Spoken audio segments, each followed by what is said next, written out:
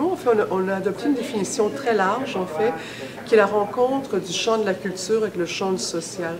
Donc, la médiation examine cette rencontre-là, cet espace de rencontre entre des pratiques artistiques et culturelles et la société. On a adopté, en fait, on dit que la médiation culturelle est comme un champ disciplinaire qui se situe aux côtés du champ de la création et du champ de la diffusion. Et donc, c'est assez vaste. Hein? Nous, on a adopté une définition très vaste. Il faut qu'on fait savoir que le concept de médiation culturelle naît dans les secteurs des musées et des bibliothèques en France, comme au Québec, parce que c'est là que, traditionnellement, il y a des objets à transmettre. C'est là que naît cette fonction-là classique de passeur de culture. Fait que la médiation, du mot latin, médium, c'est entre. Entre la production culturelle et celui à qui on s'adresse. Donc, dans la définition classique, la médiation, c'est une relation verticale entre le détenteur, entre la culture, la grande culture qu'on veut faire descendre au peuple.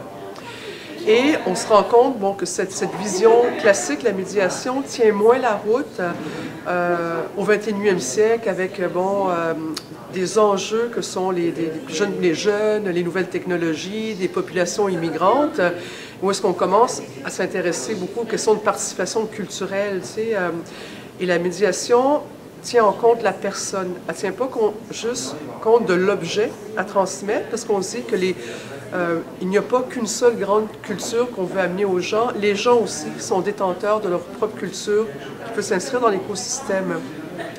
Donc, la médiation classique répond à des finalités de démocratisation de la culture. On travaille l'accès à la culture.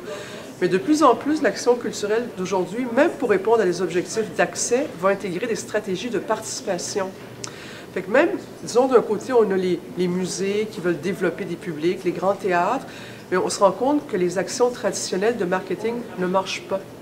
Et donc, on va penser à des façons plus interactives d'engager la population. Donc, dans le modèle classique, on fait des visites d'accompagnement, on fait de l'accompagnement avant, après le spectacle. Et ça va jusqu'à des propositions plus audacieuses où c'est les gens qui pourraient faire la pièce, par exemple. Alors, la médiation tente, dans beaucoup de cas, de répondre à des objectifs de démocratisation, mais en incluant la démocratie.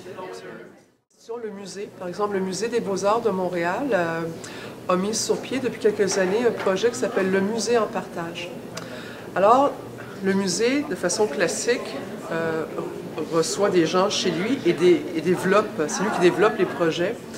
Et là, bon, ils ont eu une réflexion, en fait, sur toutes ces populations qui ne viennent jamais au musée, qui n'en viendront jamais, qui sont des groupes plus éloignés de l'offre culturelle traditionnelle. Et ils sont peut-être dit, ils ont développé quand même une base, un réseau communautaire. Ils sont peut-être dit, il faut peut-être faire les choses autrement. Au lieu d'attendre qu'ils viennent chez nous, il faut peut-être aller chez eux. Et ça, ce qu'on appelle le champ de médiation apporte une grande conscience de l'autre, en fait, des personnes. Et c'est la même chose, c'est pas juste réfléchir, nous, programmateurs de culture, à la culture qu'on va leur donner, mais eux, c'est quoi les besoins? Alors, le musée en partage propose aux organismes communautaires on leur demande c'est quoi vos besoins et qu'est-ce que vous aimeriez avoir au musée. Et le musée conçoit des visites sur mesure en fonction des clientèles des organismes communautaires. Et ça donne des choses assez spéciales. Par exemple, il travaille avec un organisme qui s'occupe de filles mères, en fait, de jeunes femmes avec des enfants. Et bon, des adolescentes, en fait, et bon, c'est des sujets assez difficiles, créer une discussion autour de la maternité à l'adolescence. Alors, le musée a pris des œuvres de sa collection permanente qui traitent de la maternité et, avec ses animateurs professionnels, a organisé des conversations, des discussions. Et selon le groupe, en fait, ce contexte-là a favorisé, en fait, la conversation. Fait qu'il y a des visites comme ça qui sont montées avec des néo-immigrants sur l'histoire du Québec et du Canada. Alors, ça, c'est un exemple institutionnel. Bon, ensuite, on a plein de compagnies artistiques en art de la scène, c'est assez courant. Bon, l'accompagnement après, avant le spectacle.